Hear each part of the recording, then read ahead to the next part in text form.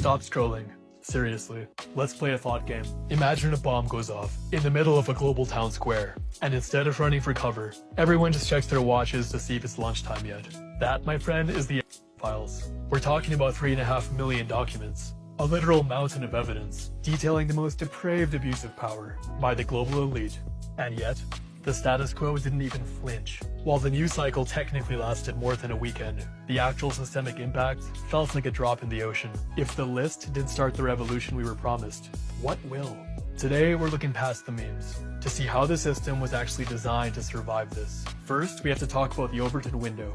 As the channel Uncivilized breaks down in their recent expose, our collective threshold for horror has been systematically recalibrated. We've been conditioned to expect corruption from the elite, which leads to a state of habituation. The modern news cycle moves so fast that world-ending revelations now have the shelf life of an open avocado. If you don't revolt in the first 5 minutes, it's already brown and forgotten. Just like me. When you're bombarded with systemic collapse daily, even a 300 gigabyte document dump feels like just another Tuesday in the late capitalistic hellscape. This is where Guy Debord and his 1967 masterpiece, The Society of the Spectacle, becomes essential. Debord argued that the spectacle isn't just a collection of images, it's a social relationship between people mediated by those images. If Debord saw our current For You page today, he wouldn't even say I told you so. He'd probably just delete his account and go live in a fucking cave. By turning these files into a sort of justice spectacle, focused on celebrity cameos, the state kills our ability to process the structural reality.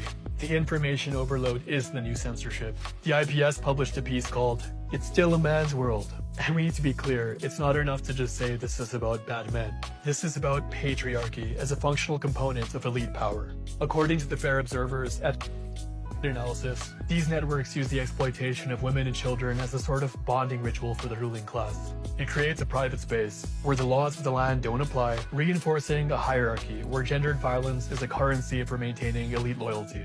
Finally, we have the intelligence gap. While the media frames this as a rich pervert story, which he was, the files point towards state-sanctioned blackmail.